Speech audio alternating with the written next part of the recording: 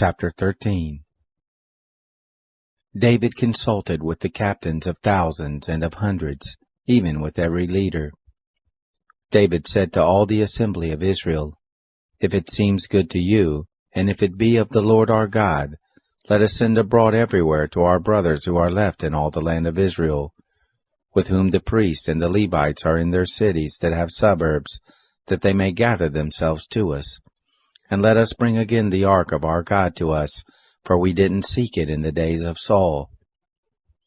All the assembly said that they would do so, for the thing was right in the eyes of all the people.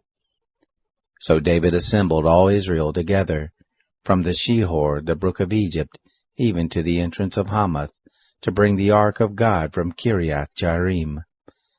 David went up, and all Israel, to Baalah, that is, to Kiriath-Jearim, which belonged to Judah, to bring up from there the ark of the Lord God that sits above the cherubim, that is called by the name. They carried the ark of God on a new cart, and brought it out of the house of Abinadab, and Uzzah and Ahio drove the cart. David and all Israel played before God with all their might, even with songs, and with harps, and with psalteries, and with tambourines, and with cymbals, and with trumpets. When they came to the threshing floor of Chidon, Uzzah put forth his hand to hold the ark, for the oxen stumbled. The anger of the Lord was kindled against Uzzah, and he struck him, because he had put forth his hand to the ark, and there he died before God. David was displeased, because the Lord had broken forth on Uzzah, and he called that place Perez-Uzzah to this day. David was afraid of God that day, saying, How shall I bring the ark of God home to me? So David didn't move the ark to him into the city of David, but carried it aside into the house of Obed-Edom the Gittite. The ark of God remained with the family of Obed-Edom in his house 3 months, and the Lord blessed the house of Obed-Edom, and all that he had. Chapter 14.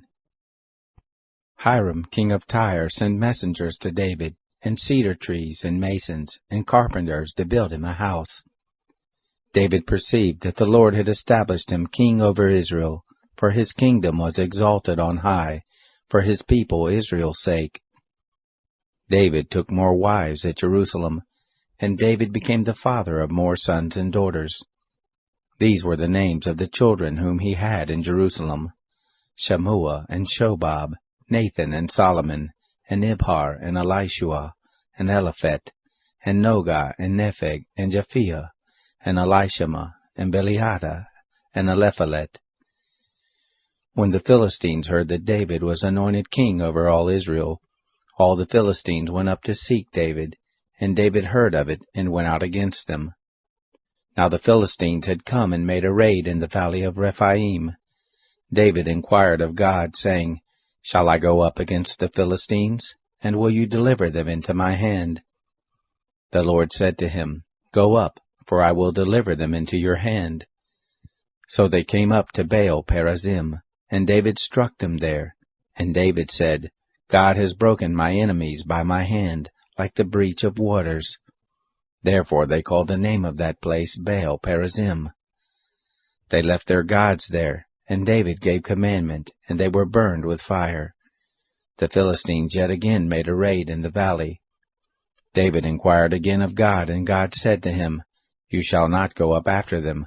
Turn away from them, and come on them over against the mulberry trees. It shall be, when you hear the sound of marching in the tops of the mulberry trees, that then you shall go out to battle, for God has gone out before you to strike the host of the Philistines. David did as God commanded him, and they struck the host of the Philistines from Gibeon even to Gezer. The fame of David went out into all lands, and the Lord brought the fear of him on all nations. Chapter 15. David made himself houses in the city of David, and he prepared a place for the ark of God, and pitched for it a tent. Then David said, None ought to carry the ark of God but the Levites, for them has the Lord chosen to carry the ark of God, and to minister to him forever. David assembled all Israel at Jerusalem, to bring up the ark of the Lord to its place which he had prepared for it. David gathered together the sons of Aaron and the Levites, of the sons of Kohath, Uriel the chief, and his brothers, 120. Of the sons of Merari, Asaiah the chief, and his brothers, 220. Of the sons of Gershom, Joel the chief, and his brothers, 130. Of the sons of Elisaphan, Shemaiah the chief, and his brothers, 200. Of the sons of Hebron, Eliel the chief, and his brothers, 80. Of the sons of Uzziel, Aminadab the chief, and his brothers, 112. David called for Zadok and Abiathar the priest, and for the Levites, for Uriel, Asaiah, and Joel, Shemaiah, and Eliel, and Aminadab, and said to them, You are the heads of the fathers' houses of the Levites. Sanctify yourselves, both you and your brothers, that you may bring up the ark of the Lord, the God of Israel, to the place that I have prepared for it. For because you didn't carry it at the first, the Lord our God made a breach on us, because we didn't seek him according to the ordinance. So the priest and the Levites sanctified themselves to bring up the ark of the Lord, the God of Israel. The children of the Levites bore the ark of God on their shoulders with the poles, as Moses commanded according to the word of the Lord. David spoke to the chief of the Levites to appoint their brothers the singers, with instruments of music, psalteries and harps and cymbals, sounding aloud, and lifting up the voice with joy.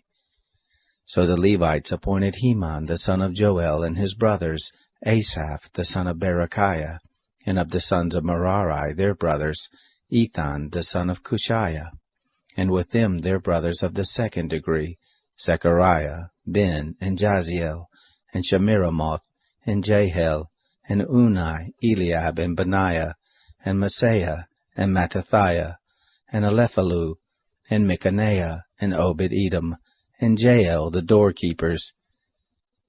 So the singers, Heman, Asaph, and Ethan, were appointed with cymbals of brass to sound aloud, and Zechariah, and Aziel, and Shemiramoth, and Jehiel, and Unai, and Eliab, and Maaseiah, and Benaiah, with psalteries set to Alamoth, and Mattathiah, and Alephalu, and Micaiah, and Obed-Edom, and Jael, and Azaziah, with harps tuned to the 8-string lyre to lead. Chenaniah, chief of the Levites, was over the song. He instructed about the song because he was skillful. Berechiah and Elkanah were doorkeepers for the ark. Shebaniah and Josaphat and Nethanel and Amasai and Zechariah and Benaniah and Eleazar the priest did blow the trumpets before the ark of God, and Obed-Edom and Jehiah were doorkeepers for the ark. So David and the elders of Israel and the captains over thousands went to bring up the ark of the covenant of the Lord out of the house of Obed-Edom with joy. It happened, when God helped the Levites who bore the ark of the covenant of the Lord, that they sacrificed 7 bulls and 7 rams. David was clothed with a robe of fine linen, and all the Levites who bore the ark, and the singers, and Chenaniah, the master of the song with the singers, and David had on him an ephod of linen. Thus all Israel brought up the ark of the covenant of the Lord with shouting, and with the sound of the cornet, and with trumpets, and with cymbals, sounding aloud with psalteries and harps. It happened, as the ark of the covenant of the Lord came to the city of David, that Michal the daughter of Saul looked out at the window, and saw King David dancing and playing, and she despised him in her heart.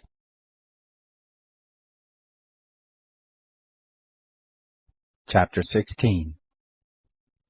They brought in the ark of God, and set it in the midst of the tent that David had pitched for it, and they offered burnt offerings and peace offerings before God. When David had made an end of offering the burnt offering and the peace offerings, he blessed the people in the name of the Lord. He dealt to every one of Israel, both man and woman, to every one a loaf of bread, and a portion of flesh, and a cake of raisins. He appointed certain of the Levites to minister before the ark of the Lord, and to celebrate, and to thank and praise the Lord, the God of Israel. Asaph the chief, and second to him Zechariah, Jael, and Shemiramoth, and Jehiel, and Mattathiah, and Eliab, and Benaiah, and Obed-Edom, and Jael, with psalteries and with harps, and Asaph with cymbals sounding aloud, and Benaiah and Jahaziel the priest, with trumpets continually before the ark of the covenant of God. Then on that day David first ordained to give thanks to the Lord by the hand of Asaph and his brothers. O give thanks to the Lord, call on his name, make known his doings among the peoples, sing to him, sing praises to him. Talk of all his marvelous works, glory in his holy name. Let the heart of them rejoice who seek the Lord. Seek you the Lord and his strength, seek his face forevermore. Remember his marvelous works that he has done, his wonders and the judgments of his mouth. You seed of Israel his servant, you children of Jacob his chosen ones. He is the Lord our God. His judgments are in all the earth. Remember his covenant forever, the word which he commanded to 1,000 generations, the covenant which he made with Abraham, his oath to Isaac, confirmed the same to Jacob for a statute, to Israel for an everlasting covenant, saying, To you will I give the land of Canaan, the lot of your inheritance. When you were but a few men in number, yes, very few, and foreigners in it. They went about from nation to nation, from one kingdom to another people. He allowed no man to do them wrong. Yes, he reproved kings for their sakes, saying, Don't touch my anointed ones, do my prophets no harm. Sing to the Lord, all the earth. Show forth his salvation from day to day. Declare his glory among the nations, his marvelous works among all the peoples. For great is the Lord, and greatly to be praised. He also is to be feared above all gods. For all the gods of the peoples are idols, but the Lord made the heavens. Honor and majesty are before him, strength and gladness are in his place. Ascribe to the Lord, you relatives of the peoples. Ascribe to the Lord glory and strength. Ascribe to the Lord the glory due to his name. Bring an offering and come before him. Worship the Lord in holy array. Tremble before him, all the earth. The world also is established that it can't be moved. Let the heavens be glad, and let the earth rejoice. Let them say among the nations, The Lord reigns. Let the sea roar in the fullness. Let the field exult in all that is in it. Then shall the trees of the wood sing for joy before the Lord, for he comes to judge the earth. O give thanks to the Lord, for he is good, for his loving kindness endures forever. Say, Save us, God of our salvation.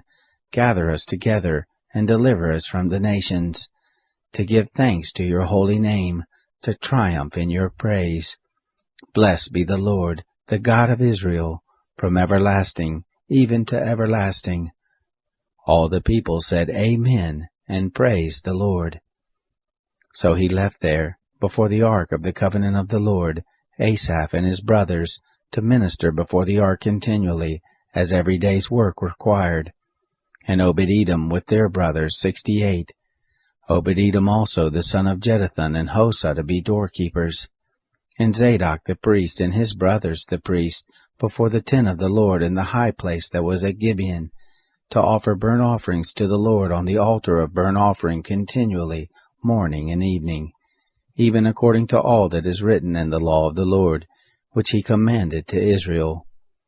And with them Heman and Jeduthun, and the rest who were chosen, who were mentioned by name, to give thanks to the Lord, because his loving kindness endures forever.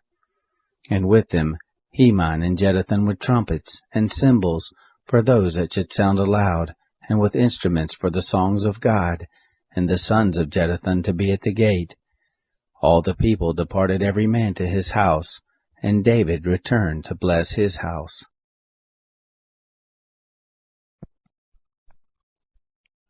Paul's letter to the Romans.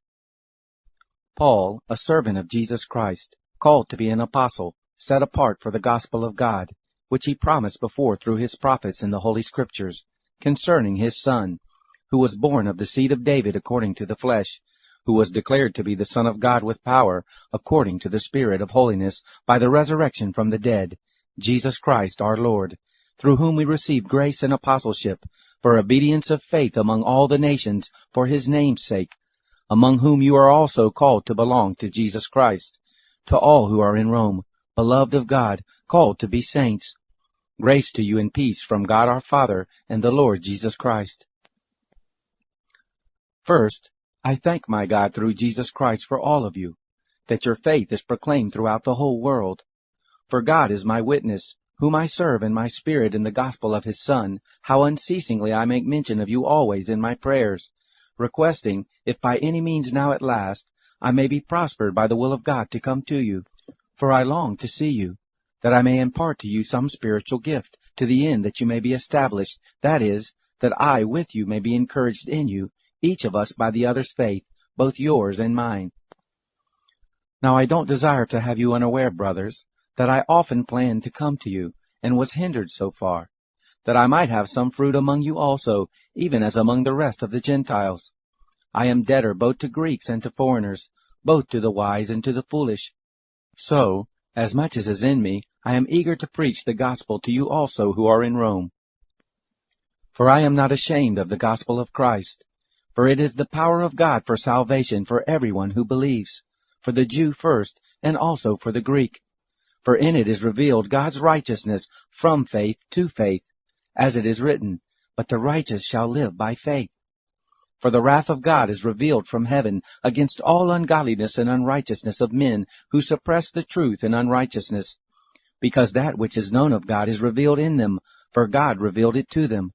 For the invisible things of him since the creation of the world are clearly seen, being perceived through the things that are made, even his everlasting power and divinity, that they may be without excuse. Because, knowing God, they didn't glorify him as God, neither gave thanks, but became vain in their reasoning, and their senseless heart was darkened. Professing themselves to be wise, they became fools, and traded the glory of the incorruptible God for the likeness of an image of corruptible man, and of birds, and four-footed animals, and creeping things. Therefore God also gave them up in the lust of their hearts to uncleanness, that their bodies should be dishonored among themselves, who exchanged the truth of God for a lie, and worshipped and served the creature rather than the Creator, who is blessed forever. Amen. For this reason, God gave them up to vile passions. For their woman changed the natural function into that which is against nature. Likewise also the men, leaving the natural function of the woman, burned in their lust toward one another, men doing what is inappropriate with men, and receiving in themselves the due penalty of their error.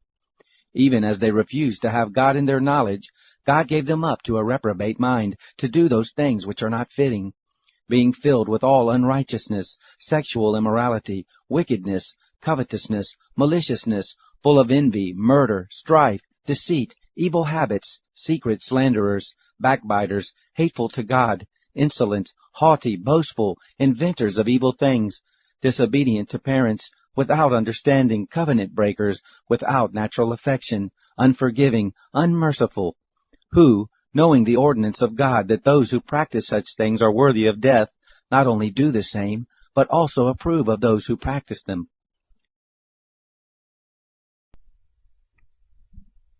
Psalm 9. For the chief musician, set to the death of the Son, a psalm by David. I will give thanks to Yahweh with my whole heart. I will tell of all your marvelous works. I will be glad and rejoice in you. I will sing praise to your name, O Most High. When my enemies turn back, they stumble and perish in your presence. For you have maintained my right and my cause. You sit on the throne judging righteously. You have rebuked the nations. You have destroyed the wicked. You have blotted out their name forever and ever. The enemy is overtaken by endless ruin. The very memory of the cities which you have overthrown has perished. But Yahweh reigns forever. He has prepared his throne for judgment. He will judge the world in righteousness. He will administer judgment to the peoples in uprightness. Yahweh will also be a high tower for the oppressed, a high tower in times of trouble. Those who know your name will put their trust in you, for you, Yahweh, have not forsaken those who seek you. Sing praises to Yahweh who dwells in Zion, and declare among the people what he has done. For he who avenges blood remembers them. He doesn't forget the cry of the afflicted. Have mercy on me, Yahweh. See my affliction by those who hate me, and lift me up from the gates of death, that I may show forth all your praise. In the gates of the daughter of Zion I will rejoice in your salvation. The nations have sunk down in the pit that they have made. In the net which they hid their own foot is taken. Yahweh has made himself known. He has executed judgment. The wicked is snared by the work of his own hands. The wicked shall be turned back to Sheol, even all the nations that forget God. For the needy shall not always be forgotten, nor the hope of the poor perish forever. Arise, Yahweh, don't let man prevail. Let the nations be judged in your sight. Put them in fear, Yahweh. Let the nations know that they are only men.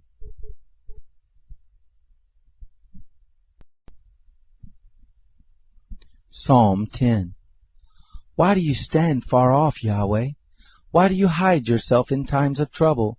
In arrogance the wicked hunt down the weak. They are caught in the schemes that they devise. For the wicked boast of his heart's cravings. He blesses the greedy and condemns Yahweh. The wicked in the pride of his face has no room in his thoughts for God.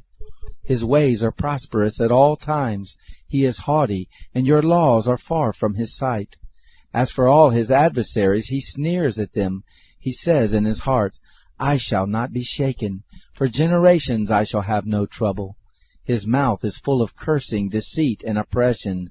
Under his tongue is mischief and iniquity. He lies in wait near the villages. From ambushes he murders the innocent. His eyes are secretly set against the helpless. He lurks in secret as a lion in his ambush. He lies in wait to catch the helpless. He catches the helpless when he draws him in his net. The helpless are crushed, they collapse, they fall under his strength. He says in his heart, God has forgotten. He hides his face, he will never see it. Arise, Yahweh. God, lift up your hand. Don't forget the helpless. Why does the wicked condemn God and say in his heart, God won't call me into account? But you do see trouble and grief. You consider it to take it into your hand. You help the victim and the fatherless. Break the arm of the wicked. As for the evil man, seek out his wickedness until you find none. Yahweh is king forever and ever. The nations will perish out of his land. Yahweh, you have heard the desire of the humble. You will prepare their heart. You will cause your ear to hear, to judge the fatherless and the oppressed, that man who is of the earth may terrify no more. Psalm 11. For the chief musician, by David. In Yahweh I take refuge. How can you say to my soul, flee as a bird to your mountain? For behold, the wicked bend their bows. They set their arrows on the strings, that they may shoot in darkness at the upright in heart. If the foundations are destroyed, what can the righteous do? Yahweh is in his holy temple.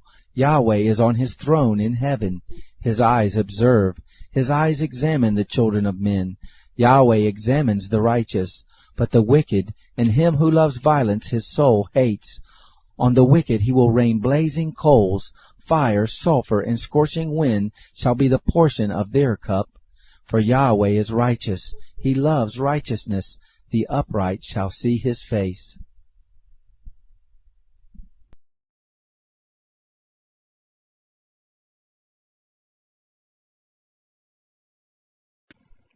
Wealth adds many friends, but the poor is separated from his friend. A false witness shall not be unpunished. He who pours out lies shall not go free. Many will entreat the favor of a ruler, and everyone is a friend to a man who gives gifts. All the relatives of the poor shun him. How much more do his friends avoid him? He pursues them with pleas, but they are gone.